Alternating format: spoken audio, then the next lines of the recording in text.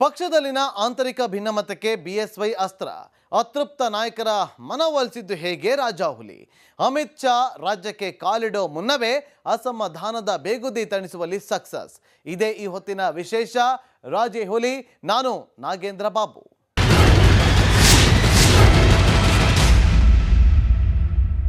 ರಾಷ್ಟ್ರ ರಾಜಕಾರಣದಲ್ಲಿ ಇದೀಗ ಲೋಕಸಮರದ ಕಣ ರಂಗೇರಿದೆ. ಆದರೆ ಬಿಜೆಪಿಗೆ ಟಿಕೆಟ್ ವಂಚಿತರ ಮುನಿಸು ಕೆಂಡದಂತಾಗಿತ್ತು.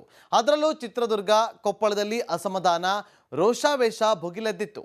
ರಾಜ್ಯಕ್ಕೆ ಅಮಿತ್ ಶಾ ಬರೋ ಮುನ್ನವೇ ಟಿಕೆಟ್ ತಳಮಳ, ಮೈತ್ರಿ ಕಸಿವಿಸಿ ಬಗೆಹರಿಸಿದ್ದು ಹೇಗೆ?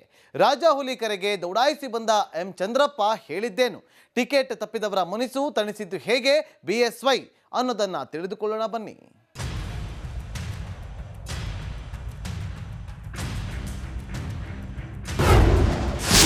ಅಮಿತ್ ಶಾ ಬರೋ ಮುನ್ನವೇ ಸಂಧಾನ ಸಕ್ಸಸ್. ಟಿಕೆಟ್ ತಪ್ಪಿದವರ ಮುನಿಸು ತಣಿಸಿದ್ದೇಗೆ ಬಿಎಸ್ವೈ.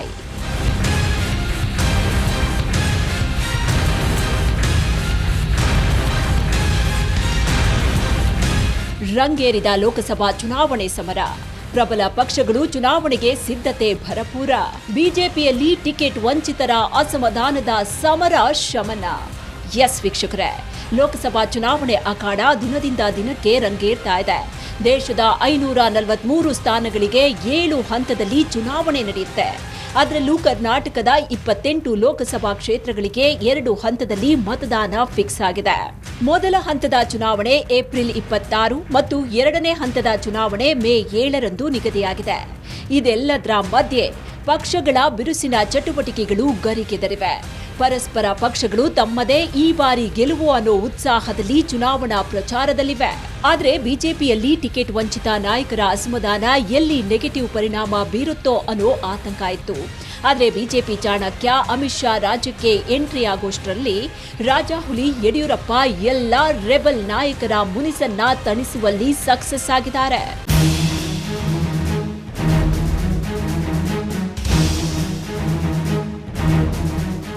ಎಸ್ ವೀಕ್ಷಕರೇ, ಬಲ್ಲ ಮಾಹಿತಿಗಳ ಪ್ರಕಾರ ಬಿಜೆಪಿ ಅಳೆದು ತೂಗಿ ಗೆಲ್ಲುವ ಅಭ್ಯರ್ಥಿಗಳಿಗೆ ಮಣೆ ಹಾಕಿದೆ. ಯಾಕೆ ಅಂದ್ರೆ ದಕ್ಷಿಣ ಭಾರತದಲ್ಲಿ ಕರ್ನಾಟಕ ಬಿಜೆಪಿ ಪಾಲಿಗೆ ಅದೃಷ್ಟದ ಕಣವೆಂದೇ ಹೇಳಲಾಗುತ್ತೆ. ಕಳೆದ ಬಾರಿಗಿಂತಲೂ ಈ ಸಲ ಭರ್ಜರಿ ಗೆಲುವು ದಾಖಲಿಸೋಕೆ ಸಜ್ಜಾಗಿದೆ. ಆದರೆ ಲೋಕಸಭೆ ಚುನಾವಣೆಗೆ ಸ್ಪರ್ಧೆ ಮಾಡುವುದಕ್ಕೆ ಟಿಕೆಟ್ ತಪ್ಪಿದ ನಾಯಕರ ಮುನಿಸು ಕಂಡು ಬಂದಿದ್ದು ಮಾತ್ರ ಅಷ್ಟಿಷ್ಟಲ್ಲ.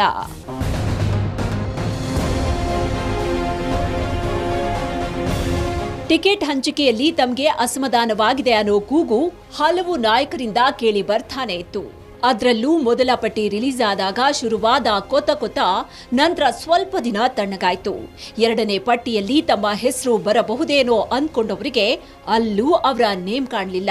ಹೀಗಾಗಿ ಬಹಿರಂಗವಾಗಿಯೇ ತಮ್ಮ ಅಸಮಾಧಾನ ಹೊರಹಾಕತೊಡಗಿದ್ರು. ಆಗ್ಲೇ ನೋಡಿ ಫೀಲ್ಡಿಗಿಳಿದ ರಾಜಾಹುಲಿ ಬಿಎಸ್ ಯಡಿಯೂರಪ್ಪ ಒಬ್ಬೊಬ್ಬ ನಾಯಕರ ಜೊತೆ ಮಾತನಾಡಿ ವಿಶ್ವಾಸಕ್ಕೆ ತೆಗೆದುಕೊಂಡ್ರು. ರಾಜ್ಯದಲ್ಲಿ ಎದುರಾಳಿಗಳಿಗೆ ಅಸ್ತ್ರ ಸಿಗದ ಹಾಗೆ ನೋಡ್ಕೊಂಡಿದ್ದಾರೆ.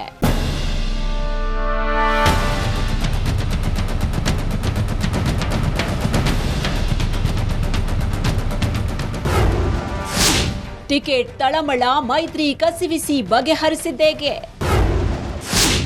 ರಾಜಾಹುಲಿ ಕರೆಗೆ ದೌಡಾಯಿಸಿ ಬಂದ ಎಂ ಚಂದ್ರಪ್ಪ.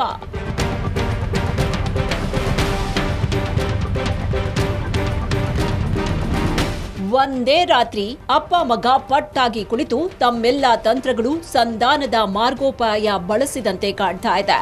ಹೀಗೆ ಚಿತ್ರದುರ್ಗ, ಚಿಕ್ಕಬಳ್ಳಾಪುರ ಹಾಗೂ ಹಾಸನ ಕ್ಷೇತ್ರಗಳ ಟಿಕೆಟ್ ತಳಮಳ, ಮೈತ್ರಿ ಕಸಿವಿಸಿ ಬಗೆಹರಿಸಿದ್ದಾರೆ. ಕೇಂದ್ರ ಗೃಹ ಸಚಿವ ಅಮಿತ್ ಶಾ ಬಂದಾಗ ಯಾವುದೇ ಮುನಿಸು ವ್ಯಕ್ತವಾಗದ ಹಾಗೆ ನೋಡಿಕೊಂಡಿದ್ದಾರೆ. 3 ಸಂಧಾನದ ಗೋಲು ಬಾರಿಸುವಲ್ಲಿ ಸಕ್ಸಸ್ ಆಗಿದ್ದಾರೆ.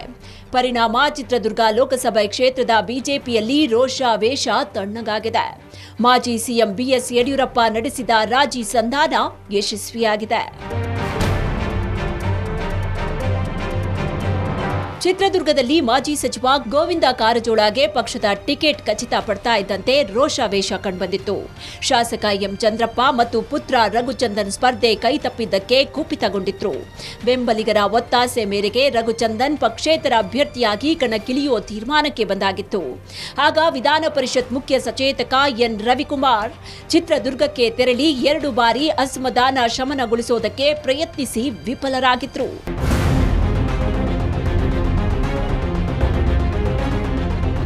ಆಗ್ಲೇ ನೋಡಿ ಫೀಲ್ಡ್ಗಿಳಿದ ಬಿಎಸ್ವೈ ಚಿತ್ರದುರ್ಗ ಬೆಳವಣಿಗೆ ಮಾಹಿತಿಯನ್ನ ಅರಿತರು. ಪರಿಸ್ಥಿತಿ ಉಲ್ಬಣಿಸುವ ಮುನ್ನ ಎಚ್ಚೆತ್ಕೊಂಡ್ರು. ಅಪ್ಪ ಮಗ ಇಬ್ಬರಿಗೆ ತುರ್ತಾಗಿ ಬೆಂಗಳೂರಿಗೆ ಬರುವಂತೆ ಬುಲಾವ್ ನೀಡಿದ್ರು. ಯಡಿಯೂರಪ್ಪ ಮಾತಿಗೆ ಮನ್ನಣೆ ನೀಡಿದ ಶಾಸಕ ಚಂದ್ರಪ್ಪ, ರಘುಚಂದನ್ ಮತ್ತವರ 30ಕ್ಕೂ ಹೆಚ್ಚು ಬೆಂಬಲಿಗರು ಧಾವಿಸಿದ್ರು. ಈ ವೇಳೆ ಟಿಕೆಟ್ ಕೈತಪ್ಪಿದ್ದಕ್ಕೆ ರಘುಚಂದನ್ ನೋವು ತೋಡ್ಕೊಂಡ್ರು. ಶಾಸಕ ಎಂ ಚಂದ್ರಪ್ಪ ಮಗನ ಮಾತಿಗೆ ಧ್ವನಿಗೂಡಿಸಿದ್ರು. ಈ ವೇಳೆ ಬಿಎಸ್ವೈ ಮೋದಿ ಅವರನ್ನ ಮತ್ತೊಮ್ಮೆ ಪ್ರಧಾನಿ ಮಾಡುವುದು ನಮ್ಮ ಮುಂದಿರುವ ಒಂದೇ ಗುರಿ ಎಂದಿದ್ದಾರೆ. ಇದೀಗ ಪಕ್ಷದ ವರಿಷ್ಠರು ತೀರ್ಮಾನಿಸಿದ್ದಾರೆ. ನಿಮ್ಗೆ ಮುಂದೆ ಒಳ್ಳೆ ಭವಿಷ್ಯ ಇದೆ ಅಂತ ಮನವೊಲಿಸಿದ್ದಾರೆ ಅಂತ ಹೇಳಲಾಗ್ತಾ ಇದೆ.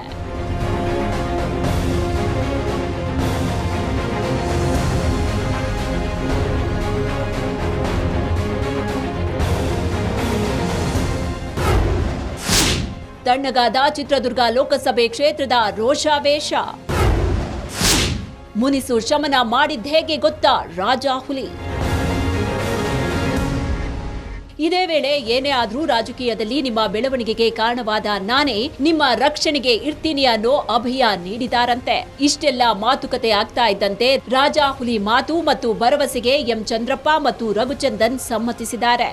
ಚುನಾವಣಾ ಕಣದಲ್ಲಿ ಸ್ಪರ್ಧಿಸೋ ಪ್ಲಾನ್ ಅನ್ನ ಕೈಬಿಟ್ಟಿದ್ದಾರೆ. ಪಕ್ಷದ ಕ್ಯಾಂಡಿಡೇಟ್ ಗೋವಿಂದ ಕಾರಜೋಳ ಪರವಾಗಿ ಕೆಲಸ ಮಾಡೋದಾಗಿ ಒಪ್ಕೊಂಡಿದ್ದಾರೆ. ಹಾಗಾದ್ರೆ ಎಂ ಚಂದ್ರಪ್ಪ ಹೇಳಿದ್ದಾದ್ರೂ ಏನು ಅನ್ನೋದನ್ನ ನೋಡಿ. ಸನ್ಮಾನ್ಯ ಯಡಿಯೂರಪ್ಪನವರು ನಮ್ಮ ಮನೆ ಹತ್ರ ಬಂದು ಮಾತಾಡ್ತು ಅಂತ ಹೇಳಿದ್ರು. ಅಷ್ಟು ಇದೇ ಮನುಷ್ಯನ ಕರೆಸಿ ಮಾತಾಡೋದು ಅಷ್ಟು ಚೆನ್ನಾಗಿ ಸಮಂಜಸ ಅಲ್ಲ ಅಂತೇಳಿ ನಮ್ಮ ಕಾರ್ಯಕರ್ತರೆಲ್ಲ ಸೇರಿಬಿಟ್ಟು ಇವತ್ತು ಬಂದಿದ್ವಿ. ಇವತ್ತು ಅನಿವಾರ್ಯವಾದಂಥ ಸಂದರ್ಭ. ನಮ್ಮ ಕಾರ್ಯಕರ್ತರೆಲ್ಲರೂ ಕೂಡ ಮೊನ್ನೆ ದಿವಸ ಸಾವಿರಾರು ಸಂಖ್ಯೆಯಲ್ಲಿ ಸೇರಿ ಸ್ವಾಭಿಮಾನಿ ಕಾರ್ಯಕರ್ತ ಸಮಾವೇಶ ಅಂತ ಮಾಡಿದ್ವಿ. ಆ ಸಂದರ್ಭದಲ್ಲಿ ನೀವೇನು ತೀರ್ಮಾನ ತಗೊಂಡ್ರು ಕೂಡ ನಾವು ಬದ್ಧರು ಅಂತಕ್ಕಂಥ ಮಾತನ್ನು ಹೇಳಿದರು. ಹಾಗಾಗಿ ಇವತ್ತು ಸನ್ಮಾನ್ಯ ಯಡಿಯೂರಪ್ಪನವರ ಮತ್ತು ಅವ್ರ ಪುತ್ರ ವಿಜೇಂದ್ರ ಅವರ ಗೌರವಕ್ಕೆ ಮರ್ಯಾದೆ ಕೊಟ್ಟು ನಾವು ಇವತ್ತು ನನ್ನ ಮಗ ಚುನಾವಣೆಯಿಂದ ಹಿಂದೆ ಸರಿತಕ್ಕಂಥ ಕೆಲಸ ಮಾಡ್ತಾನೆ. ಮುಂದಿನ ದಿನಗಳಲ್ಲಿ ವಿಜೇಂದ್ರ ಮತ್ತು ನಮ್ಮ ಮಗ ಜೊತೆಯಾಗಿ ಪಾರ್ಟಿ ಕಟ್ತಕ್ಕಂಥ ಕೆಲಸ ಮಾಡಿ ಈ ಪಾರ್ಲಿಮೆಂಟು ಚುನಾವಣೆಯಲ್ಲಿ ನಾವು ಖಂಡಿತನೂ ಕೂಡ ಚಿತ್ರದುರ್ಗದಲ್ಲಿ ಕೆಲಸ ಮಾಡ್ತೀವಿ. ನಾವೆಲ್ಲ ಕಾರ್ಯಕರ್ತರು ಭಾಳಷ್ಟು ಸಾವಿರಾರು ಸಂಖ್ಯೆ. ಇನ್ನು ಸಭೆ ಬಳಿಕ ಪ್ರತಿಕ್ರಿಯಿಸಿದ್ದ ರಘುಚಂದನ್, ಯಡಿಯೂರಪ್ಪ ನಮಗೆ ಗಾಡ್ ಫಾದರ್, ಅವರ ನೆರಳಲ್ಲೇ ರಾಜಕೀಯಕ್ಕೆ ಬಂದವರು ಅಂದಿದ್ದಾರೆ. ತಂದೆ ಸ್ಥಾನದಲ್ಲಿರುವ ಅವರ ಮಾತು ಕೇಳಿ ಮೋದಿ ಕೈ ಬಲಪಡಿಸಲು ಒಟ್ಟಾಗಿ ಕೆಲಸ ಮಾಡ್ತೀವಿ ಅಂತ ಹೇಳಿದ್ದಾರೆ.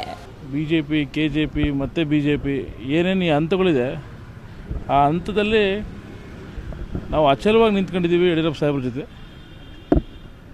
ಅದೇ ಇವತ್ತು ಕೂಡ ಮಾಡಬೇಕು ಅಂತ ತೀರ್ಮಾನ ಮಾಡಿದ್ವಿ ಸರ್. ಯಾಕಂದರೆ ಇವಾಗ ಭಾಳಷ್ಟು ಜನ ನಾನು ಕೇಳ್ಬೋದು, ಶಿವರಪ್ಪ ಯಾರದು, ಭಾಳಷ್ಟು ಜನ ನಾನು ಕೇಳ್ಬೋದು ಯಡಿಯೂರಪ್ಪ ಸಾಹೇಬ್ರ ಬಗ್ಗೆ ಅಪ್ಪಾಜಿಯವ್ರು ಮಾತಾಡಿದ್ರು ಅದು ಇದು ಅಂತ. ಸರ್ ತಂದೆ ಹತ್ರನೇ ಮಗ ಕೇಳಬೇಕು ಸರ್, ತಂದೆ ಹತ್ರನೇ ಮಗ ಕೇಳಬೇಕು, ಬೇರೆಯವ್ರ ಹತ್ರ ಹೋಗಿ ಕೇಳೋಕ್ಕಾಗಲ್ಲ. ನಾವು ತಂದೆ ಸ್ಥಾನದಲ್ಲಿ ಇಟ್ಟಿದ್ದೀವಿ ಅವ್ರನ್ನ. ಅವ್ರ ಹತ್ರ ಕೇಳಿದ್ದೀವಿ, ಸರ್ ನಮ್ಗೆ ಹಿಂಗೆ ಅನ್ಯಾಯ ಮಾಡಿದ್ರೆ ಹಿಂಗೆ ಆಯಿತು ಅಂತ. ಇವತ್ತೆಲ್ಲ ಕರೆಸಿ ದೀರ್ಘಕಾಲ ಮಾತಾಡಿದ್ದೀವಿ ಸರ್, ಚರ್ಚೆ ಮಾಡಿದ್ದೀವಿ. ನರೇಂದ್ರ ಮೋದಿಯವರು ಮತ್ತೊಮ್ಮೆ ಈ ದೇಶದ ಪ್ರಧಾನಿ ಆಗಬೇಕು. ಏನು ನಮ್ಮ ಯಡಿಯೂರಪ್ಪನವ್ರದ್ದು, ವಿಜಯಣ್ಣವ್ರದ್ದು ಏನು ಸಂಕಲ್ಪ ಇದೆ, 28ಕ್ಕೆ 28 ಸ್ಥಾನ ಗೆಲ್ಲಬೇಕು ಅನ್ನೋದು, ಅದಕ್ಕೆ ನಮ್ಮ ನಿರ್ಣಯ ಅಡ್ಡ ಆಗಬಾರ್ದು ಅಂತ ಒಂದು ತೀರ್ಮಾನ ಮಾಡಿ ಇವತ್ತು ಚಿತ್ರದುರ್ಗದಲ್ಲಿ ಎದುರಾಗಿದ್ದ ಒಂದು ಹಂತದ ಅಸಮಾಧಾನ ಮುನಿಸಿಗೆ ರಾಜಾ ಹುಲಿ ಫುಲ್ ಸ್ಟಾಪ್ ಇಟ್ಟಂತಾಗಿದೆ. ಚಿತ್ರದುರ್ಗ ಬಿಕ್ಕಟ್ಟು ಬಗೆಹರಿಸುವಲ್ಲಿ ಯಶಸ್ವಿಯಾದ ಮಾಜಿ ಸಿಎಂ ಬಿಎಸ್ವೈ ಚಿಕ್ಕಬಳ್ಳಾಪುರ ಸಮಸ್ಯೆ ಬಗೆಹರಿಸೋಕೆ ಮುಂದಾದ್ರು. ಚಿಕ್ಕಬಳ್ಳಾಪುರದಲ್ಲಿ ಟಿಕೆಟ್ ವಂಚಿತ ಯಲಹಂಕ ಶಾಸಕ ಪುತ್ರನ ಸಂಬಂಧ ಭಿನ್ನಮತ ಎದುರಾಗಿತ್ತು. ಇಲ್ಲಿ ಡಾಕ್ಟರ್ ಕೆ ಸುಧಾಕರ್ಗೆ ಬಿಜೆಪಿ ಟಿಕೆಟ್ ನೀಡಲಾಗಿದೆ.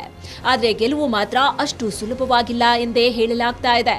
ಯಾಕೆ ಅಂದ್ರೆ ಸದ್ಯ ಕಾಂಗ್ರೆಸ್ ಎಂಎಲ್ಎ ಪ್ರದೀಪ್ ಈಶ್ವರ್ ಸುಧಾಕರ್ಗೆ ಮಗ್ಲ ಮುಳ್ಳಾಗಿ ಕಾಡ್ತಾ ಇದ್ದಾರೆ. ಕ್ಷೇತ್ರದಲ್ಲಿ ನಿತ್ಯ ಸಂಚರಿಸಿ ಜನ ಬೆಂಬಲ ಪಡೆದಿದ್ದಾರೆ. ಇಂತಹ ಸಮಯದಲ್ಲಿ ಬಿಜೆಪಿಯಲ್ಲೇ ಆಂತರಿಕ ಕಚ್ಚಾಟ ಶುರುವಾದ್ರೆ ಎದುರಾಳಿಗಳಿಗೆ ಸುಲಭವಾಗಿ ಆಹಾರವಾಗ್ತೀವಿ ಅನ್ನೋದನ್ನ ಬಿಎಸ್ವೈ ಮನದಟ್ಟು ಮಾಡಿಕೊಟ್ಟಂತೆ ಕಾಣಿಸ್ತಾ ಇದೆ.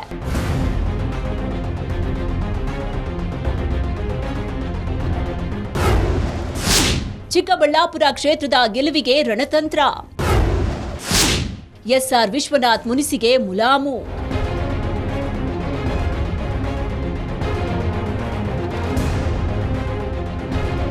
ತಡಮಾಡದೆ ಯಲಹಂಕ ಶಾಸಕ ಎಸ್ಆರ್ ವಿಶ್ವನಾಥ್ ಅವರನ್ನ ಕರೆಸಿಕೊಂಡು ಮುಖಾಮುಖಿ ಚರ್ಚಿಸಿದ್ದಾರೆ. ಪಕ್ಷ ಮುಂದಿನ ದಿನಗಳಲ್ಲಿ ಯೋಗ್ಯ ತೀರ್ಮಾನ ಕೈಗೊಳ್ಳುವ ಬಗ್ಗೆ ತಿಳಿ ಹೇಳಿದ್ದಾರೆ ಅಂತ ಹೇಳಲಾಗ್ತಾ ಇದೆ. ಈ ಬಾರಿ ಬಿಜೆಪಿ 400 ಮೀರುವ ಗುರಿ ಇದೆ. ಹೀಗಾಗಿ ಅದಕ್ಕೆ ಯಾವುದೇ ರೀತಿಯ ತೊಂದರೆ ಎದುರಾಗದ ಹಾಗೆ ನೋಡಿಕೊಳ್ಳಿ ಅಂತ ಸೂಚಿಸಿದ್ದಾರಂತೆ. ಈ ಮೂಲಕ ಚಿಕ್ಕಬಳ್ಳಾಪುರದಲ್ಲಿ ಅಸಮಾಧಾನ ಶಮನ ಮಾಡಿದ್ದಾರೆ ಅಂತಿವೆ ರಾಜಕೀಯ ಮೂಲಗಳು.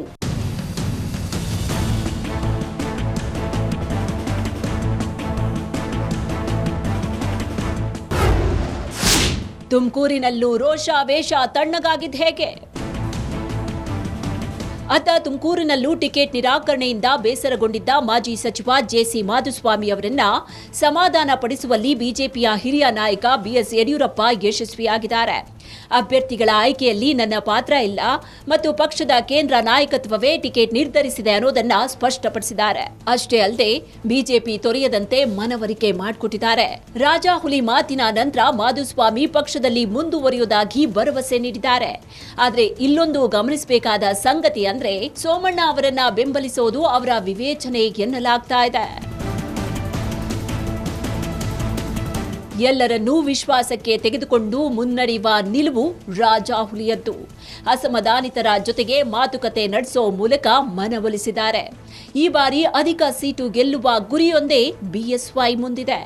ಕೇಂದ್ರ ನಾಯಕರು ಕೂಡ ಈ ಸಲ ಯಡಿಯೂರಪ್ಪ ಮಾತಿಗೆ ಮನ್ನಣೆ ನೀಡಿ ಟಿಕೆಟ್ ನೀಡಿದ್ದೂ ಇದೆ. ಪುತ್ರ ವಿಜಯೇಂದ್ರ ರಾಜ್ಯಾಧ್ಯಕ್ಷರಾಗಿ ಬಿಜೆಪಿ ಸಾರಥ್ಯ ವಹಿಸಿರೋದು ಗಮನ ಸೆಳೀತಾ ಇದೆ. ಇದೆಲ್ಲದರ ಮಧ್ಯೆ ರಾಜ್ಯದಿಂದ ಈ ಸಲವೂ ಅಧಿಕ ಸೀಟು ಗೆಲ್ಲಿಸಿಕೊಂಡು ಬರೋ ಹುಮ್ಮಸ್ಸಿನಲ್ಲಿ ಬಿಎಸ್ವೈ ಇದ್ದ ಹಾಗಿದೆ.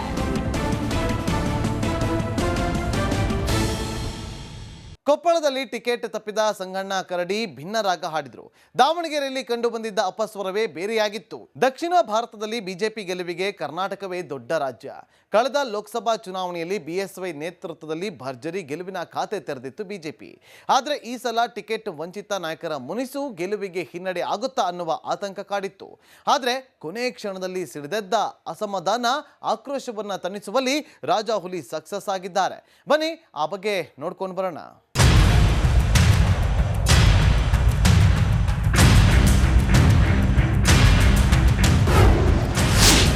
ಕೊನೆ ಕ್ಷಣದಲ್ಲಿ ಸಿಡಿದೆದ್ದ ಅಸಮಾಧಾನದ ಆಕ್ರೋಶ. ಕಮಲ ಪಾಳೆಯದ ಆತಂಕ ದೂರ ಮಾಡಿದ ದೊರೆ. ಎಸ್ ವೀಕ್ಷಕರೇ, ರಾಜ್ಯ ಲೋಕಸಭಾ ಚುನಾವಣಾ ಕಣ ಮೊದಲಿನಿಂದಲೇ ಕುತೂಹಲದ ಕಣವೇ ಸರಿ. ಕೆಲವೊಬ್ರು ಕೆಲ ದಿನಗಳ ಹಿಂದೆ ತಮಗೆ ಈ ಬಾರಿ ಸ್ಪರ್ಧಿಸೋ ಇರಾದೆ ಇಲ್ಲ ಅಂತ ಹೇಳ್ಕೊಂಡು ಬಂದಿದ್ರು.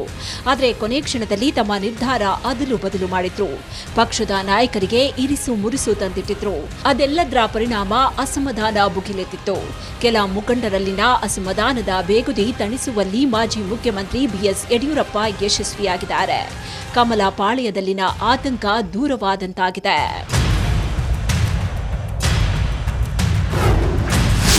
ಯಡಿಯೂರಪ್ಪ ವಿಜಯೇಂದ್ರ ಮಾತುಕತೆ ಫಲ. ಕೋಪ ಬಿಟ್ಟು ಮೈ ಕೊಡವಿ ನಿಂತ ಸಂಗಣ್ಣ ಕರಡಿ. ಇನ್ನು ಕೊಪ್ಪಳ ಕ್ಷೇತ್ರಕ್ಕೆ ಬಿಜೆಪಿ ಅಭ್ಯರ್ಥಿ ಡಾಕ್ಟರ್ ಕೆ ಬಸವರಾಜ್ರನ್ನ ಘೋಷಣೆ ಮಾಡಲಾಗಿತ್ತು. ಇದರಿಂದಾಗಿ ಸಂಗಣ್ಣ ಕರಡಿ ಮುನಿಸಿಕೊಂಡಿದ್ರು. ನಂತರ ಪಕ್ಷದಿಂದ ಅಂತರ ಕಾಯ್ದುಕೊಂಡಿದ್ರು. ಅಷ್ಟೇ ಅಲ್ಲದೆ ಅಭಿಮಾನಿಗಳು ಹಾಗೂ ಕಾರ್ಯಕರ್ತರ ಸಭೆ ನಡೆಸಿದ್ರು. ತಮಗೆ ಟಿಕೆಟ್ ತಪ್ಪಲು ಕಾರಣ ಏನು, ಟಿಕೆಟ್ ತಪ್ಪಿಸಿದವರು ಯಾರು ಅನ್ನೋ ಪ್ರಶ್ನೆಗಳಿಗೆ ಉತ್ತರ ನೀಡುವಂತೆ ಪಕ್ಷದ ವರಿಷ್ಠರ ಮುಂದೆ ಬೇಡಿಕೆ ಇಟ್ಟಿತ್ತು.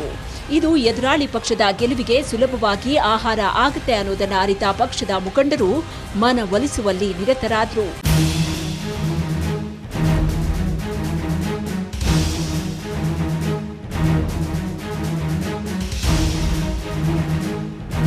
ರಾಜ್ಯ ಮಟ್ಟದ ನಾಯಕರು ಸಂಗಣ್ಣ ಕರಡಿ ಅವರನ್ನ ಬೆಂಗಳೂರಿಗೆ ಕರೆಸಿ ಮಾತುಕತೆ ನಡೆಸಿದ್ರು. ಆದ್ರೆ ಈ ವಿಚಾರದಲ್ಲಿ ಮಾತುಕತೆಗೆ ಮುಂದಾದ್ರೂ ಜಪ್ಪಯ್ಯ ಅಂದ್ರೂ ಜಗ್ಗಲಿಲ್ಲ ಕರಡಿ ಸಂಗಣ್ಣ ಕರಡಿ ಸಮಾಧಾನಗೊಂಡಿರಲಿಲ್ಲ. ಇತ್ತ ಪಕ್ಷದ ಅಭ್ಯರ್ಥಿ ಪರ ಪ್ರಚಾರಕ್ಕೂ ಬಂದಿರಲಿಲ್ಲ. ಇದರಿಂದ ಪಕ್ಷದೊಳಗೆ ಎಲ್ಲವೂ ಸರಿಯಿಲ್ಲ ಅನ್ನುವುದು ಬೆಳಕಿಗೆ ಬಂದಿತ್ತು. ಆಗ್ಲೇ ನೋಡಿ ಬೆಂಗಳೂರಲ್ಲಿ ಪಕ್ಷದ ಸಂಸದೀಯ ಮಂಡಳಿ ಸದಸ್ಯ ಬಿಎಸ್ ಯಡಿಯೂರಪ್ಪ ಅಲರ್ಟ್ ಆದ್ರು.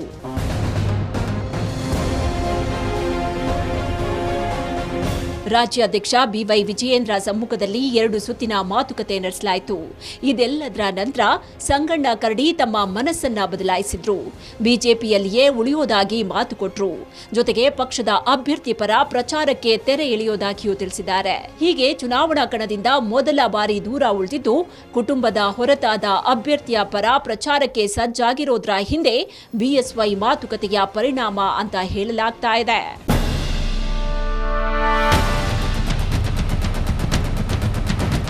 ಸರ್, ಈಗ ತಾವು ಪ್ರಚಾರದಲ್ಲಿ ಭಾಗಿಯಾಗ್ತೀರಾ ಏನು ಅಂತ ಸರ್? ಆಗ್ತೀನಿ. ಇವತ್ತು 4 ಗಂಟೆಗೆ ಕುಷ್ಟಗಿ ಕರೆದಿದ್ದಾರೆ, ಹೋಗ್ತೀನಿ. ನಾನು ಪ್ರಚಾರದಲ್ಲಿ ಭಾಗಿಯಾಗ್ತೀನಿ. ಏನು ಹೇಳ್ತೀವಿ ಸರ್ ತಮ್ಮ ಬೆಂಬಲಿಗರು? ಯಾಕಂದ್ರೆ ಈಗಾಗಲೇ ಸಾಕಷ್ಟು ಜನ ನೋಡ್ರಿ, ಈಗ ವ್ಯವಸ್ಥೆ ಡೆಮೋಕ್ರಸಿ ಸಿಸ್ಟಮ್ನಲ್ಲಿ ಈಗ ಪಕ್ಷ ತೀರ್ಮಾನ ಮಾಡಿರ್ತಕ್ಕಂಥದಕ್ಕೆ ನಾವು ಬೆಂಬಲಿಸ್ಬೇಕಂತೇಳಿ ನಮ್ಮ ಅಭಿಮಾನಿಗಳಿದ್ದಾರೆ, ಕಾರ್ಯಕರ್ತರಿದ್ದಾರೆ, ನಮ್ಮ ಹಿತೈಷಿಗಳಿಗೆ ವಿನಂತಿ ಮಾಡ್ಕೊಳ್ತೀನಿ. ನೋಡಿದ್ರಲ್ವಾ, ಬಿಜೆಪಿ ಅಭ್ಯರ್ಥಿ ಡಾಕ್ಟರ್ ಬಸವರಾಜ್ ಕ್ಯಾವಟರ್ ಪರ ಪ್ರಚಾರಕ್ಕೆ ಹೋಗ್ತೇನೆ ಅಂತ ಕರಡಿ ಸಂಗಣ್ಣ ಹೇಳ್ತಿದ್ದಾರೆ. ಅಷ್ಟೇ ಅಲ್ಲದೆ ಪ್ರಧಾನಿ ನರೇಂದ್ರ ಮೋದಿಯವರ ಕೈ ಬಲಪಡಿಸುವುದಕ್ಕೆ ಶ್ರಮಿಸಬೇಕಾಗಿದೆ ಅನ್ನುವುದನ್ನ ಮರ್ತಿಲ್ಲ. ಇದೆಲ್ಲ ಒಂದ್ ಕಡೆಯಾದ್ರೆ ಅತ್ತ ದಾವಣಗೆರೆಯಲ್ಲಿ ಉಂಟಾಗಿದ್ದ ಮುನಿಸೆ ಬೇರೆ ರೀತಿಯದ್ದು. ಸಂಸದರು ಹೊರ ಜಿಲ್ಲೆಯವರು ಅನ್ನೋ ಕೂಗು ಒಂದೆರಡು ಚುನಾವಣೆಯಲ್ಲಿ ವಿಪಕ್ಷಗಳಿಂದ ಕೇಳಿ ಬಂದಿತ್ತು. ಮತ್ತೆ ಅದೇ ಕೂಗು ಈ ಸಲ ಲೋಕಸಭೆ ಚುನಾವಣೆ ಸಮೀಪಿಸ್ತಾ ಇದ್ದಂತೆ ಬಿಜೆಪಿಯಲ್ಲೇ ಕೇಳಿ ಬರುವಂತಾಗಿತ್ತು. ಹೊಸಬರಿಗೆ ಟಿಕೆಟ್ ಅನ್ನುವ ಒತ್ತಾಯ ಹೆಚ್ಚಾಗಿತ್ತು.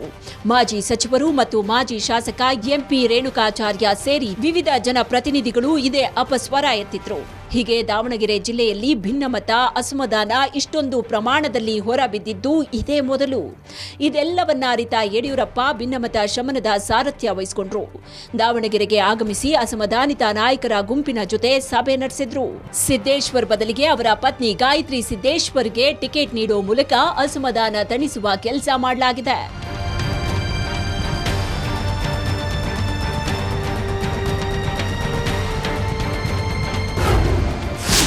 ಹಾಸನ ಬಿಕ್ಕಟ್ಟು ಶಮನಕ್ಕೇನು ಸೂತ್ರ?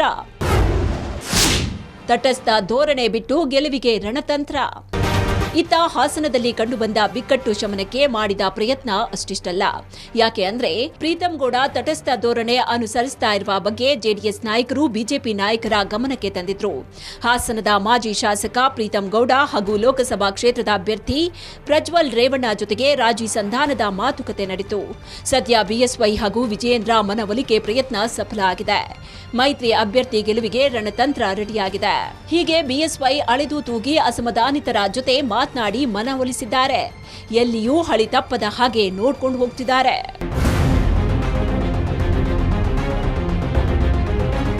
ಕೆಲ ದಿನಗಳ ಹಿಂದೆ ಈಶ್ವರಪ್ಪ ವಿರುದ್ಧ ಗುಡುಗಿದ್ದ ಬಿಎಸ್ವೈ ತಮ್ಮ ಪುತ್ರನಿಗೆ ಟಿಕೆಟ್ ಸಿಗದೇ ಇರೋದಕ್ಕೆ ಏನೇನೋ ಮಾತನಾಡಬಾರದು ಅಂತ ಹೇಳಿದ್ರು. ಪಕ್ಷದ ಆಂತರಿಕ ಭಿನ್ನಮತ ಫಲಿತಾಂಶದ ಮೇಲೆ ಪರಿಣಾಮ ಬೀರಬಾರದು ಅನ್ನೋ ಸಂದೇಶ ನೀಡಿದ್ರು. ಇದೀಗ ಎಲ್ಲ ಅಸಮಾಧಾನಿತ ನಾಯಕರ ಮುನಿಸನ್ನ ಶಮನ ಮಾಡಿದ್ದಾರೆ. ಹಾಗೆಯೇ ಬಿಜೆಪಿ ಜೆಡಿಎಸ್ ಹೊಂದಾಣಿಕೆಯಲ್ಲಿ ರಾಜ್ಯದಲ್ಲಿ 28ಕ್ಕೆ 28 ಕ್ಷೇತ್ರ ಗೆಲ್ಲುವ ವಿಶ್ವಾಸದಲ್ಲಿದ್ದಾರೆ. ಇನ್ನು ಮೈತ್ರಿಯಲ್ಲಿ ಯಾವುದೇ ಗೊಂದಲ ಇಲ್ಲ ಅನ್ನೋದನ್ನ ಮನದಟ್ಟು ಮಾಡಿದ್ದಾರೆ. ಮಾಜಿ ಪ್ರಧಾನಿ ಎಚ್.ಡಿ. ದೇವೇಗೌಡ, ಪ್ರಧಾನಿ ನರೇಂದ್ರ ಮೋದಿ ಹಾಗೂ ಕೇಂದ್ರ ಗೃಹ ಸಚಿವ ಅಮಿತ್ ಶಾ ಜೊತೆ ಸಂಪರ್ಕದಲ್ಲಿರೋದು ಗಮನಾರ್ಹ. ಹಾಗೆ ನೋಡಿದ್ರೆ ದಕ್ಷಿಣ ಭಾರತದಲ್ಲಿ ಬಿಜೆಪಿಗೆ ಕರ್ನಾಟಕವೇ ದೊಡ್ಡ ರಾಜ್ಯ. ಕಳೆದ ಲೋಕಸಭಾ ಎಲೆಕ್ಷನ್ನಲ್ಲಿ 28ಕ್ಕೆ 26 ಸ್ಥಾನಗಳನ್ನ ಬಿಜೆಪಿ ಗೆದ್ದಿತ್ತು. ಇದೆಲ್ಲದರ ಹಿಂದೆ ಬಿಎಸ್ವೈ ಶ್ರಮ ಅಪಾರವಿತ್ತು. ತುಂಬಿದ ಕಲಾಪದಲ್ಲೇ ಅಂದು ಶಪಥ ಮಾಡಿದ್ದ ಬಿಎಸ್ವೈ ಗೆದ್ದು ಬೀಗೋದಾಗಿ ಪ್ರತಿಜ್ಞೆ ಮಾಡಿದ್ರು. ನಂತರ ನಡೆದ ಲೋಕಸಮರದಲ್ಲಿ ಯಡಿಯೂರಪ್ಪ ನೇತೃತ್ವದಲ್ಲಿ ಹೆಚ್ಚಿನ ಸೀಟನ್ನ ಬಾಚಿಕೊಂಡಿತ್ತು. ಅವತ್ತು ಬಿಎಸ್ವೈ ಪ್ರತಿ ಕ್ಷೇತ್ರ ಸಂಚರಿಸಿ ಗೆಲುವಿನ ದಾಳ ಉರುಳಿಸಿದ್ರು.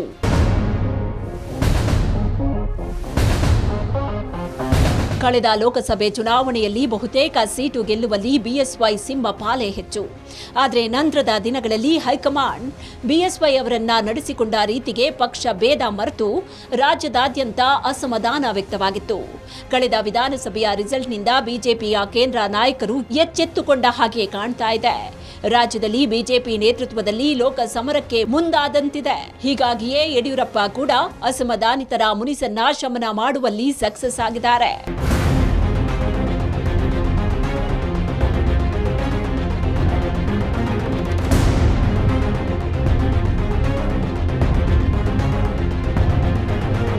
ಇದೆಲ್ಲ ಒಂದು ಲೆಕ್ಕವಾದ್ರೆ ಅತ್ತ ಸತತ 3ನೇ ಬಾರಿ ದಾಖಲೆಯ ಬಹುಮತದೊಂದಿಗೆ ಕೇಂದ್ರದಲ್ಲಿ ಸರ್ಕಾರ ರಚನೆಯ ವಿಶ್ವಾಸದಲ್ಲಿದ್ದಾರೆ ಪ್ರಧಾನಿ ಮೋದಿ. ಲೋಕಸಭೆಯ 2/3 ಬಹುಮತ ಪಡೆಯೋದೇ ಮೋದಿ ಗುರಿ. ಹೀಗಾಗಿಯೇ ಹಲವು ರ್ಯಾಲಿಗಳಲ್ಲಿ ಬಿಜೆಪಿ 370 ಲೋಕಸಭಾ ಕ್ಷೇತ್ರಗಳಲ್ಲಿ ಗೆಲ್ಲಲಿದೆ ಎಂದಿದ್ದಾರೆ. ಒಂದ್ ವೇಳೆ 362 ಸೀಟು ಗೆದ್ರೆ ಲೋಕಸಭೆಯ 3/2 ಬಹುಮತ ಪಡೆದಂತೆ ಲೆಕ್ಕ. ಆ ನಿಟ್ಟಿನಲ್ಲಿ ಕೇಸರಿ ಪಾಳ್ಯಕ್ಕೆ ಕರ್ನಾಟಕ ಲಕ್ಕಿಯೇ ಸರಿ. ಯಾಕೆ ಅಂದ್ರೆ ಕಳೆದ ಬಾರಿ ಗೆಲುವಿನ ದಾಖಲೆಯೇ ಅಂತದ್ದು. ಇದೀಗ ಮತ್ತೊಂದು ಬಾರಿ ಕರ್ನಾಟಕದಲ್ಲಿ ಅತಿ ಹೆಚ್ಚಿನ ಸೀಟು ಗೆಲ್ಲಬೇಕು ಅಂತ ಫರ್ಮಾನು ಹೊರಡಿಸಿರುವ ಸಾಧ್ಯತೆಯೂ ಇದೆ. ಹೈಕಮಾಂಡ್ ಅಣತಿಯಂತೆ ರಾಜ್ಯಾಧ್ಯಕ್ಷ ಬಿವೈ ವಿಜಯೇಂದ್ರ ರಣೋತ್ಸಾಹದಲ್ಲಿ ಮುನ್ನುಗ್ತಾ ಇದ್ದಾರೆ ಅನ್ನೋ ಮಾತು ಕೇಳಿ ಬರ್ತಾ ಇದೆ. ಈ ಮಧ್ಯೆ ಉಂಟಾಗಿರುವ ಮುನಿಸು ಶಮನ ಮಾಡೋ ಟಾಸ್ಕ್ ಕೂಡ ಒಂದು ಅಂತ ಹೇಳಲಾಗ್ತಾ ಇದೆ.